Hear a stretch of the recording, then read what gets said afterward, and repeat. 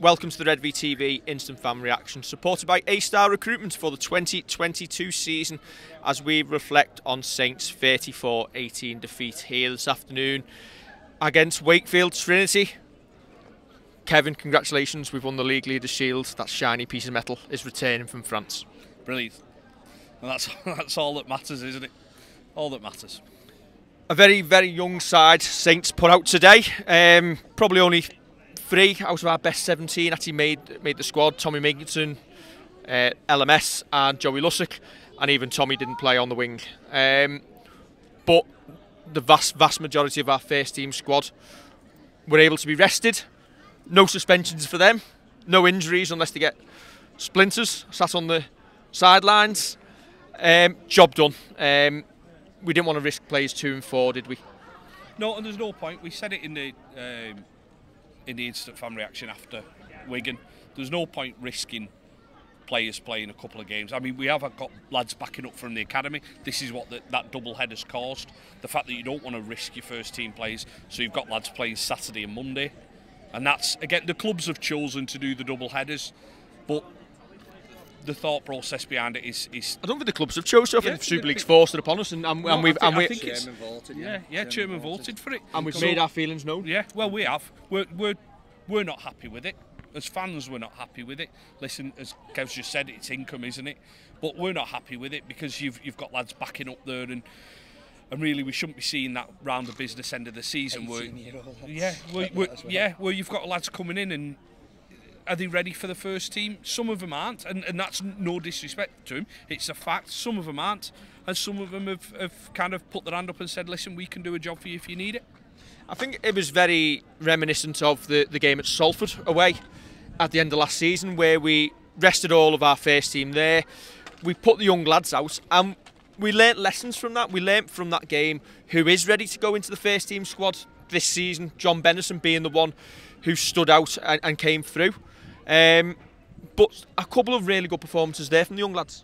Yeah, look, like Kev just said, when you've got to play 3 games in 8 days, you've got to put some of those young lads in, and we've not disgraced ourselves. I've come out there feeling a little bit like woulda, coulda, shoulda, because we weren't, other than that 20 minutes when LMS and Dan Norman went off in the first half, we were never really out of the game and never really out-muscled or out-fought or anything.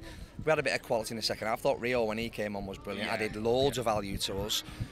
So I've come out feeling, if you just would have thrown 1 or 2 more older bodies in and just tried to manage. I mean, poor Keane, he's tried his hardest and he's done all right for me. He's dropped that bomb that Jacob Miller puts up. It's the worst one in the Super League, and he's brilliant at it. He's dropped that one. Bennison's caught one, but Bennison's been around the first team a while. And then that Lewis Murphy. Look, Lewis Murphy would cost us 100k. We've just won 100k. Go and get him. If we need a winger and they're saying they're actively in the market for a winger, go and get that, because he can finish. He's quick. He's a ready-made replacement. But no, I just feel a little bit. We were in the game for large parts. If we hadn't been 18 points down at half time, especially when we got that roll on the second half, I thought we could have come away with something. But look, it doesn't matter. They've got beats. We're 4 clear with the game to play. We'll go strong Saturday, in my opinion. Yep. We'll hopefully get, if the rumours are true, Percy might be back in. And then, for me, James Bell, wow, what a player, outstanding. And you look at the likes of Sirenen, banned every other week, Matautia's injured or banned every other week. James Bell, he's pushed, he's give Christian Wolf something to think about there. And I think that's what it is today, giving the coach things to think about. You say we could have threw some extra bodies in, but the fact that our first team have built that gap up at the top of the table allows us to do this at the end of the year. Let's not underestimate. I think whoever was it, Dave Alf did the when we got beat against Salford. I think he was drunken on the coach last season, and we said that's the sort of game today. People don't realise it, but they are the games that help you win grand finals. Yeah, 100%, because they give you that break. And listen, it's interesting that Wigan have done the same. They've looked at exactly the same thing and tried winning a grand final by doing that, by giving players a rest.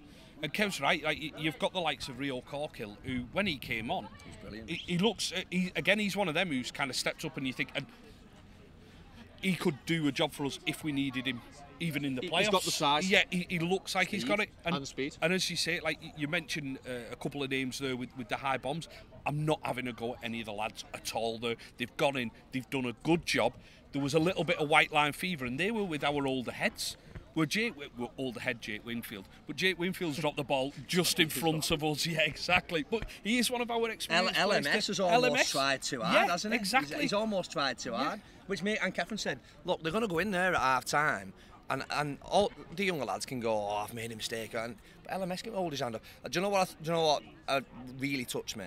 What LMS did there at the end, getting them all together and standing them 4 lads in front of the West End. That's a touch of class. Yeah.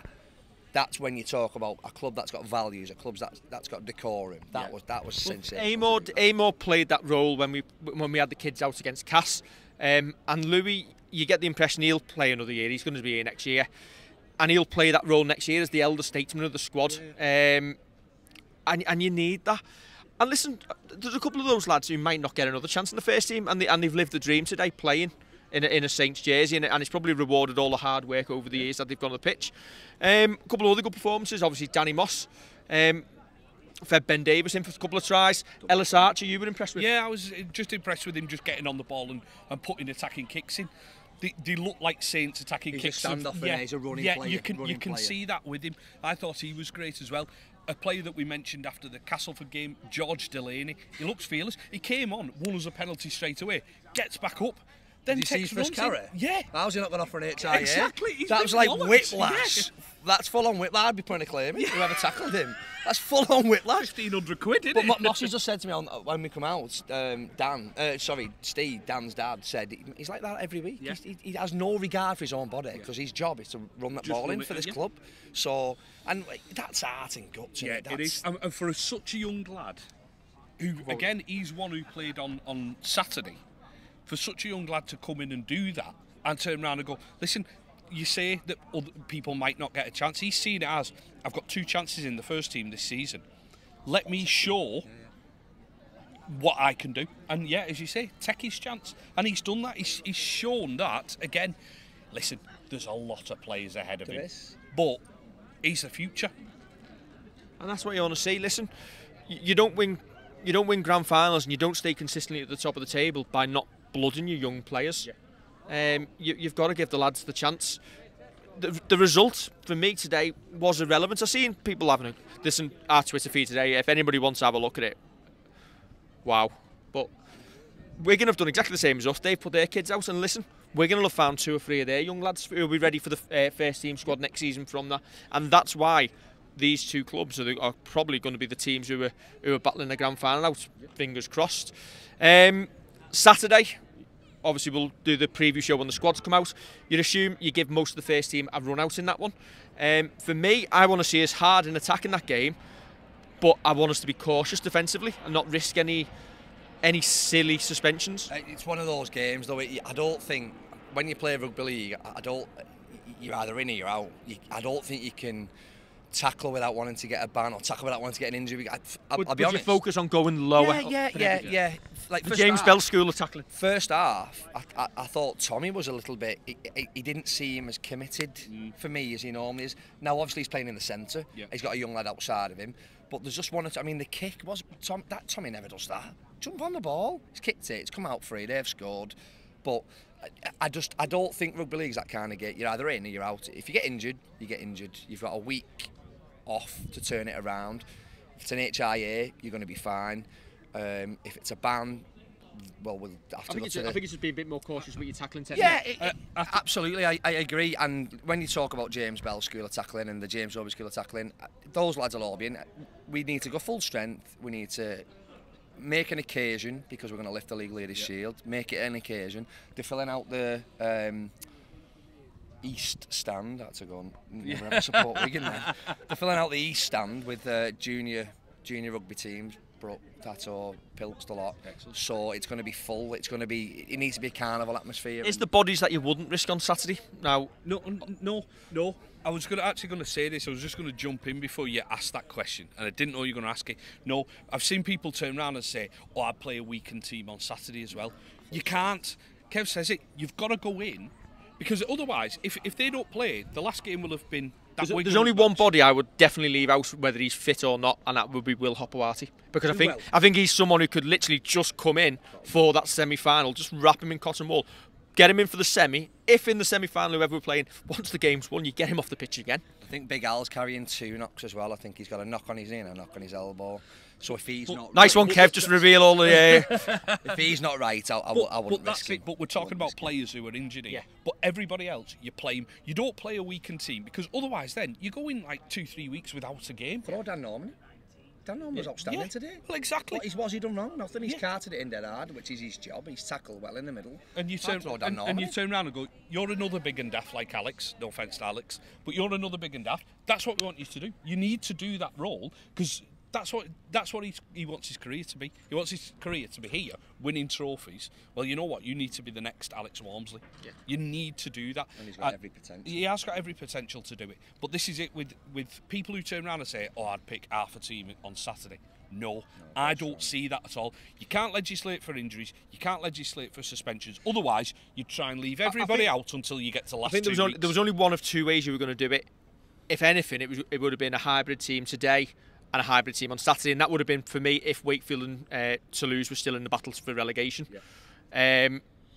Given that that's already been decided, it was rest everyone today rather than risk 2 and 4. Give everybody the run out on Saturday.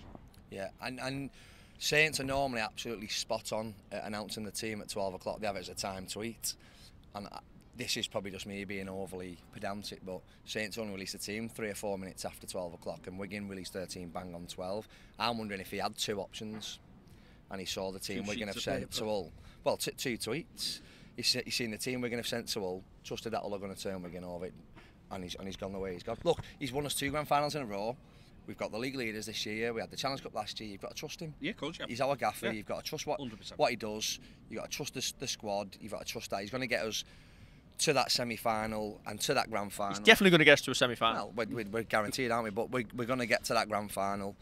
And the game deserves Saints for you, Wigan, especially after the other night. And I know you've done the instant fan, but you look at a couple of the tries. I think I put it in the Jerry group, didn't I? There's nothing that scares me about them. They weren't far off. I think what they were missing, Powell and Lulawai. Powell, well, Lulawai. If it does end up being Saints Wigan grand final, it's the game. It's the grand final the game deserves this year. Yeah. And listen, it'll be a proper derby that could go either way on the day. Yeah. And that's it. Listen, if we're getting bodies back as well, it puts us in a better place than we were on Friday. Obviously, it does. We know how to win a grand final. Wigan haven't been there for a couple of years now. So you'd have to say, our big game smarts are there. I'm not saying Wigan can't win it at all, but our big game smarts are there. So you'd have to, obviously biasly, back us to do that if we've got the bodies back. I think we talked about it on the fan reaction on Friday. Wigan have shown their way of playing against us the last 2 games. That's their game plan. We need to find a way to counteract that. And Wolves, he's the right man to do that. He did it against Catalan last year. Yep. Because I think the Newcastle events taught us a little bit more. The one thing I'm really hoping for when the squad comes out on Thursday is that Mark Purcell plays on Saturday. Even if it's just for half a game, I don't think you can throw him in raw. I know he's world class, I know he's brilliant, but for me, if he's got to prove that he deserves a place in that semi-final team. I think obviously the talk is out there that Mark Purcell's going to be in the team on Saturday. That's going to be a massive boost, and you just hope he comes through unscathed and we can prepare for that semi-final in a couple of weeks. Like you said about Opawate, wrap him up in cotton wool, get him on for half a game, push him, let him do what he does, trust that he's ready. Put Rio on the bench and put him on for him. Or, you know what I mean? You could do, yeah, absolutely. Just give him half a game of full-on, intense. Because Toulouse aren't coming here to roll over and have the tummy tickle. Let's be honest, it's the last Super League game. Could be the last Super League game for a while. So they're not going to come here and roll over. It's going to be a good challenge for us. There's people playing Joey Parlow's playing his last game, his last professional rugby league game. So there's going to be a lot on the line for those lads. So it's not going to be easy, and that's what we want. We want a tough challenge, but I want to see Mark Percival play. I think that's a massive one. Having that tough challenge because we've got the week off helps us. Yeah. Absolutely. You want that. You want that challenge. I mean, you said it when we stood watching the game. We've played who were potentially the bottom two at the start of the season. You just turn around and gone 2 easy games to finish off there, and we've listened because of the double header. We've changed the team, completely changed the team there. But to lose, hopefully, will stand us in good stead for that semi-final by turning up and going, well, you finished top and we finished bottom. Well, we want to upset you again. We want another 2 points off you. Of course. Absolutely. Right, we are off for a night on the tiles to celebrate the useless lump of metal coming back to us. Do we care? Do we care? Shout out to the camera girl, by the way. She doesn't ever get any shout outs. She does a good job, doesn't she? Mini Redvee's doing an alright job for a change. Mini Redvee. Is that your new name? She keeps inviting them, mate. Do you want to come on Redvee? I can hear you laughing now. Right, don't forget to like, share and subscribe. And we'll catch you on Thursday for the preview show.